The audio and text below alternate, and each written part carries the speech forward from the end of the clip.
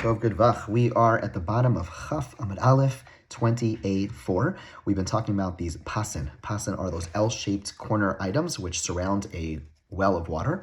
And the Mishnah wants to figure out when a person's drinking, or rather an animal is drinking from this well, how much space do we need for how much of the animal or the person has to be inside those pasin, inside that space, because there's a concern. There's a concern over here. If let's say a person has a cup of water that they're drinking from, from within the space, and they themselves are outside the space, obviously they can't do that because they're going to take the water from the private domain and bring it into the public domain. So how much of the person, now if the person's right at the edge, is that going to be okay? Does the person have to be further in? How into the space does this person have to be in order to prevent a problem of a person possibly bringing water from the private domain, i.e. the well which is surrounded by those pasin, into the public domain? So the Gemara begins this conversation by quoting the end of our Mishnah. The Gemara says that you're allowed to have, with the Gemara, if you remember, the Mishnah had a machlokas, a debate about how large the space could be. And then it said it could also be you're allowed to bring these pasin, these L-shaped items very close to the well, as long as a cow is able to stand with its head and most of its body inside the enclosure and drink. Okay, we're going to come back to that line in a moment. But first we begin with a Mishnah later on in the Masechta. A person shouldn't stand in the public domain and drink water from a private domain. Nor should a person be standing in the private domain and drink and bend over and drink from the public domain. Okay? Unless you put the majority of your body and your head and the majority of your body into the place you're drinking from, right? So you can't just put your head over. You have to put most of your body over into that domain that you are drinking from. Even if your feet are in another place, that's okay. The statement concludes b'chein b'gas. The same applies in the case of a wine press. We discussed what that was in Masechah Shabbos many moons ago, and we're going to discuss that in Daf somewhere in the Tzadis in the 90s in a little while. Okay, Gabi Adams. The Gemara now clarifies the question. When it comes to a person, ha'amar debai rosh berubo, if a person wants to drink, if they're standing in, let's say, the public domain and they want to drink from the private domain, the Mishnah said explicitly, the majority of their body has to be inside. Gabi para, mi be'inan la rosh beruba olo. When it comes to a cow, is it the same thing? Now, Gemara is going to explain the question. Kol heichad nakit mana velo nakit la. When the owner, when the person who's watering the animal, giving the animal water to drink, is holding the container, i.e. the thing that it's drinking from, that it's pouring into the mouth, or that it's drinking, that it's holding for the animal, but it's not holding the animal by its halter, or it's by its head, then certainly in that case, where it's not holding the head, and therefore the head can move around, the head can easily move into the public domain, and therefore the person feeding it's going to bring the water into the public domain, certainly you need the majority of the body and the head to be inside that domain. What's the question? When the person giving it water to drink is holding first the bucket and the animal, do you need the majority of the animal to be inside the private domain? Or since he's holding onto the head, we're not afraid it's going to jerk around in any way, and therefore even if the head is just a little bit over the line, that would be sufficient, and you wouldn't have to go more. That's the Gemara's question. When the person feeding the animal is holding the water and the animal's head, and it has them both in his hands, do we need the majority of the body in, or is it sufficient that as long as the head's just a little bit over, that would be okay? So the Gemara tries to bring an answer from our Mishnah. Amar leitz nisu, we taught it in our Mishnah. The Mishnah said that the posts have to be close enough that the cow could put its head in. Most of its body's there, and then you're allowed to drink. My love's naki love and naki mana. Are we not talking about a case where you're holding the animal and you're holding the container, and the Mishnah says you still need rosh verubo, the head and the majority of the animal, and therefore this would seem to answer the question. The Gemara says lo, naki mana velo naki la. The Mishnah is talking about a case where the person is holding the container and is not holding the animal. That's the case of our Mishnah. The Gemara says, wait a second. If you're going to say that our Mishnah is talking about a case where the person is not holding the animal's head, okay, and that's the case, and we're saying you're not holding the animal's head, and there, rosh verubo, if the head and most of the body is there, it's okay. That doesn't seem to be the case, because we have another brisa which seems to contradict this. When you're holding the container and not holding the animal's head, is it even permitted to water the animal at all? Vatani, we taught in the brisa, lo yimale adamai, a person should not draw water, and place it before the animal to drink while holding the container. Okay?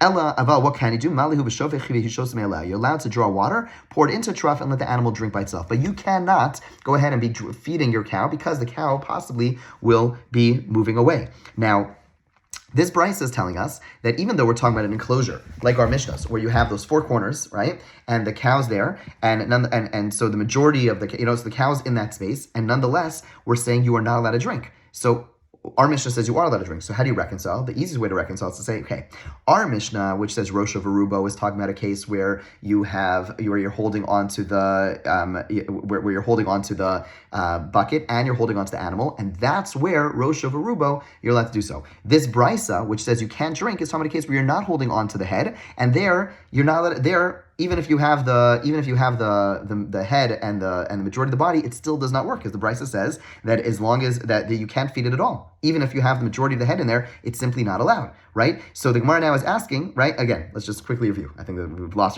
our train over here a second. So let's be clear. So the Gemara, the Mishnah, we tried just explaining our Mishnah to be talking about a case where a person we tried proving that from our Mishnah that if as long as you have the head and the majority of the body, that's the only time you're allowed to for the animal to drink the water. And we tried assuming that we're talking about a case where you are holding the animal and you're holding the container. The Gemara said no. That case is not being talked about at all. Rather, our Mishnah is talking about a case where you're holding the container and you're not holding the animal. Now the Gemara is saying, if you're not holding the animal at all, based on this other brisa, it sounds like you're not allowed to carry, you're not allowed to feed it water at all, right? So what comes out based on this other brisa is as follows. What comes out based on this other brisa is that when you're not holding on the head, you can't feed the animal at all. When you're holding the head, then Rosh of Arubo, the majority of the body. That's the only way to make sense of it. Or else, how do you make sense of this brisa, right? If you wouldn't have this brisa, then you could say what you just tried saying, that our Mishnah is talking about a case where you're holding the bucket and not holding the head. But now that you have this brisa, the only way to reconcile this brisa with this Mishnah is to say our Mishnah is talking about where you're holding the head, and the brisa is talking about where you're not holding the head. Okay, so Gemara says no question. It was stated regarding that brisa. Amar Abaye, we're talking about a trough that's in the public domain. It is 10 tvachim high. Okay, so it's about yay high, and it's 4 tvachim wide. Okay, beyond the screen, it's 4 tvachim wide, which is what we call a Rosh Hashanah. Think about like the size of, I don't know, a jacuzzi or so. And one end of this trough extends into the boards, those four corners. Okay, so remember, we're talking about those four corners. And you have the well in the middle, you have the trough right next to it, okay? And then you have the pas and you have the boards, the corner boards, which are surrounding the well, and half of the trough, let's say, is inside that space. Why would you do that? It's very logical, because what you want to do, the trough's going to empty out over Shabbos. So you have the well over there, you take water from the well, you pour it into the trough, voila, you now have water in the trough. So the Gemara says that that's the case the Bryce is talking about, and that's where it says you can't pour water in front of your animal. Why not? Because what's going to happen, what could possibly happen is that the owner of the animal is going to be, picking up his bucket, he's picking up his bucket, and all of a sudden he sees that the trough, might be leaking. He needs a good kick. So he walks outside of the area of the four pasin, of those four corners, and he gives it a kick. And he goes to adjust it. And he's carrying the bucket with him. And he ends up carrying from a private domain into a public domain. Big problem. He just was Mechal Shabbos, right? So the Gemara is saying that that what this Bryce was talking about was not our case, which was the head of the animal inside the space, and the question is, could you hold it, not hold it, Rosh of Aruba? No, we're talking about a completely different case, and we're saying that since there's this concern that a person might be holding the bucket, and since part of the trough is outside the private domain, i.e. those pasin, those boards, those L-shaped boards, and he may realize that there's something broken with the trough, he may carry the bucket outside from the private domain into the public domain and be Mechal Shabbos. The Gemara says, wait a second, you only make a gezer, you only make a decree when you're going to potentially be in violation of a biblical prohibition. Over here, the Gemara says, are you really going to be in violation of a biblical prohibition? Let's say a person has like a chair, reclining chair that they want to have in their yard, and they're moving from side to side in the courtyard. They want to catch the sun. Okay, so they're moving side to side, and then they pick it up one time. They're I'm going to move it to the other side because the sun is shining there, and they say, you know what? They change their mind and decide to bring the chair outside into the public domain. Pater, you're still exempt, even though you went from the private domain to the public domain. Why? Because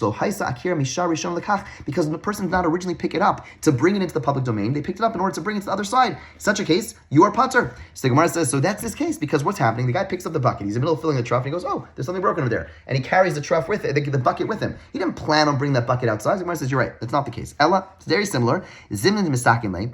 The guy's going to bring the bucket outside. You're not chayav for that case. We're not afraid of that case because you wouldn't be in violation of a biblical prohibition. The hadar ma'ayale, but you have the bucket outside. You fix the trough. You give it a kick, and now you have this bucket which you put down next to you. You pick it up, become an al-mashus or al-mashus you're taking it from the public domain back into the private domain. That's the case we're afraid of. That's the case the Bryce was talking about, and therefore we have nothing definitive. Again, let's just quickly review because it's a little bit of a complicated back and forth. The Gemara was asking questions. The Gemara took for granted that when a person is holding on to the animal's, bucket container and the animal's head, certainly you need. It is confusing. See, when a person is holding the bucket and not holding the head, the Gemara says certainly you need rosh. Begins by saying you certainly need rosh of rubo, the head and most of the animal inside the pasan, inside that square. Okay, where what the Gemara is asking in a situation where a person is holding both, do you still need all that? Do you still need to have rosh of rubo? The Gemara tried to bring a proof from a Mishnah, the Mishnah which said you need rosh of rubo, and the Gemara assumed we're talking about a case where you're holding the bucket and the head. The Gemara says, no, you're not holding the bucket. Our Mishnah is not talking about a case where you're holding the bucket and the head. Rather, talking about a case where you're holding the bucket and you're not holding the head. The Gemara then questions this because the Gemara says, if that's the case, how do you reconcile this with the Brisa, which seems to say that you can't feed an animal at all when you're pulling water from one of these wells? The Gemara, and the only way to reconcile that Brisa is to say that our Mishnah is talking about a case where you're holding the bucket and you're holding the head. The Gemara says, no, there's no contradiction because that Brisa is talking about a totally different case where you have this trough that's hanging in, that's jutting into the pasan in the public domain, and therefore we leave off with a non-conclusive answer to this question, where the Gemara is going to try to resolve it soon. But first, the Gemara gives a slightly different version with a slightly different premise. Okay, Igad there are those who have the following version. Gabi Adam, regarding a person, we said certainly that head and most of the body is totally fine. Gabi Para, regarding a cow, is enough for the head and most of the body or not? Okay. Fine. So far, it's the same. Now the Gemara says, when the person's holding the container and holding the animal, okay, there we certainly know that Rosh Varubo is enough, right? So this brisa begins with the premise of what was being questioned. This version begins with the premise of what was being questioned according to the first version. According to the first version, if you're holding the head, the Gemara wasn't sure if you need Rosh Varubo. This Gemara is saying you certainly need Rosh Varubo there. Where you're not holding the head, is Rosh Varubo enough? Is most of the body enough? Or you just can't feed the animal if you're not holding the head? So the Gemara says, Amar Leitin Yisua. Let's learn from Mishnah. Uvachte par Rosh Varubo mivnei mishoseh. The Mishnah said, if the cow, you have to have the space for a cow, its head and most of its body to be inside. My loud naki manav naki la. Are we talking about a case where you're holding the container, not holding the head? And therefore you'd see from here that Rosh Varubo, the head and most of the body, is going to be sufficient when you're not holding the head. The Gemara says, lo, no, naki manav naki la. Our Mishnah is talking about a case where you're holding the container and holding the head. And I'll prove it to you. Di naki manav lo naki la. If the Mishnah is talking about a case where you are holding the bucket and not holding the head, mishari, is that even allowed? Tiny, because we have a brisa which would seem to indicate otherwise. Because what does the brisa say? This is all the same as we saw earlier. You shouldn't draw water and give it in front of your animal. You're allowed to draw water and pour it in front of the animal. He shows to be allowed, he could drink on its own. Okay, and therefore this brisa, the only way to make sense of this brisa, which said you're not allowed to give water to your animal, is to say you're not holding the head at all. Okay, and therefore our Mishnah is talking about a case where you're holding the head, and therefore don't try telling me that our Mishnah is talking about a case where you're not holding the head. Our Mishnah is talking about a case where you are holding the head. So the Gemara says, no, there's no proof from that. Ha'itz la, and it was stated, Rabbi Abai said, we're talking about a case where the trough is standing in the Shusharam, again 10 by 4.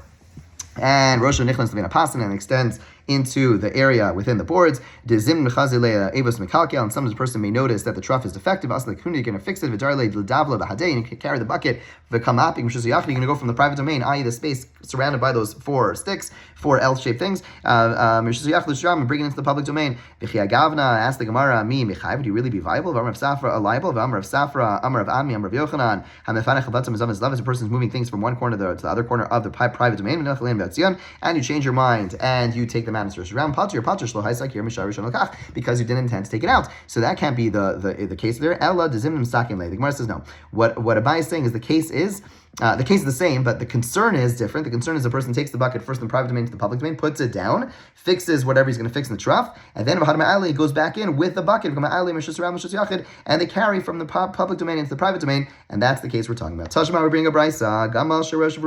If a camel. Now we're going to try to answer this question.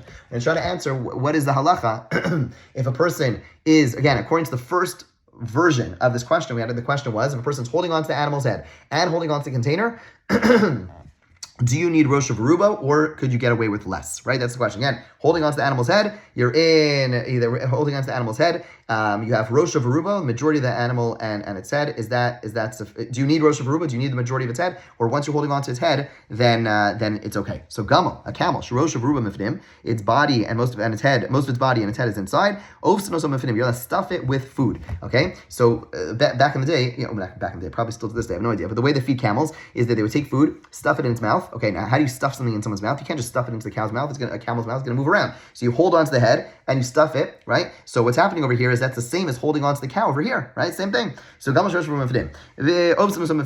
to stuff it with food inside the enclosure. It's no different. This is equivalent to watering an animal while holding the container and holding the animal. Becoming in a Rosh Baruba, and the Brisa said explicitly you need to have the majority of the animal. So you see from here that all animals, even when you're holding the head, you need Rosh Baruba, but you can't get away with less. A camel is different because it has a large head. Why did it say camel? Could have said any animal. The fact that they picked a camel is deliberate. It's because a camel has a large head, and therefore, unless you have the majority of the head inside, it's going to move around, and you won't be able to reach it. It's going to move its head outside into the public domain. It's going to be a problem. And therefore, for a camel, you have to put it all the way in, the majority of this body, because even if it moves around, it's still going to be stuck within the pasin. But a cow has a small little neck. We're not concerned, and therefore, there's no proof from this brisa. Okay? So, Mara says from another, and tries to bring another proof. Tashma behema. Here it says an animal. Shorosh brubam b'bifnim. The majority, its head and most of its body is inside these posts. Ovsin osam b'fnim. You're allowed to stuff it with food inside the enclosure. Right? And this is no different than holding the container, holding the animal, because you're being in a Rosh Barubo, and you need the head and most of its body. So Gemara says, "My behema nami diktani gamal," referring to a camel. Ask the Gemara, why would you have two brides to teach us the same thing? Well, we already said camel. So you want to tell me this animal is a camel? Why do you have two? So Gemara says, what kind of question is that? Maybe mide gabi hadadi tanya? Were these two brises taught together? In other words, you have if you had two mishnayos, two teachings, which are one after another, then you ask, like, why do you have two? But over here, brises, you have this set of brises, you have that set of brises. So therefore, yes, we have one brisa from one author which says camel, another brisa which says animal. Now, the animal we're interpreting to mean camel. But two separate teachers, no one's repeating themselves. Okay, Tana, how can we bring a brisa to support this position that it's camels is exceptional? Because it says Rabbi Eliezer Oser Gamal Hol B'Tzvar Arach. Rabbi Eliezer says it's different. A camel is different. He says explicitly because its neck is long, and this one says explicitly, whereas the earlier one said a camel, but here it says it's specifically a camel because of its long neck. Okay, now until now we've been I foreshadowed. I already explained to you a little bit about why our sages were lenient about these wells, because at the end of the day, we don't normally have these L-shaped, enclosures. Why are they doing this? So it says the Gemara, the purpose of these boards were for the benefit of those who were being Ola Regel, those who were going to Yerushalayim to visit Yerushalayim on the Yom Tovim. It's for their benefit. We have a brayse that says it was made for animals. So you see, in general, not limited to Yom Tov, it's made for animals. My behemoth, my answer is, what does it mean? Animals, behemoths Ola Regel, the animals of the pilgrims, of those who are being Ola Regel. Aval Adam, the brayse continues, when it comes to a person, a regular person wants to drink, mitapes ve'ola mitapes ve'or, they go up and down. They have to climb up and down into the well itself and drink there. Okay, ask the Gemara. Wait a second. Ain't is that so? These boards are only allowed for a well of spring water. Okay, as opposed to collected rainwater. But if the purpose of these boards is for an animal, what's the difference between whether it's a well, whether it's collected water? If it's a person, you understand there's a big difference. A person wants to have well water. They don't want to have like rainwater or water that just like got swept up. That could be gross. But for an animal doesn't care. So the Gemara answers, we need something which is fit for human consumption. Okay, so what's going on here? Tosfos explains. The way Tosfos explains, this is machlokas, but Tosfos is like this. Really, if it would just be for people, if it would just be for people, then we would not be able to make this leniency. Why? Because at the end of the day, anyone who's able-bodied enough to be Ola Regel, to travel to Yerushalayim, they could just walk down into this well, they could get the water they want and go back up, and therefore they don't have to go from the well is private domain, they go into the well, walk down, get their drink, go back out, no problem. An animal can't do that. Animal is not, dexterous like that. It can't do that. So, however, So they did it for animals, but they weren't really doing it for animals. Really, people are more important than animals. It's just that if it was just people, we wouldn't really have the need to make this leniency, but we want to. So we say, since animals can't go down, we're going to make it for animals, but also for people. And therefore, yes, it's for animals. We would only do it because there are animals that need this. At the same time, it has to be water that's drinkable for people, because ultimately, we're really doing this for people. We will pick up, God willing, tomorrow. Have a great day.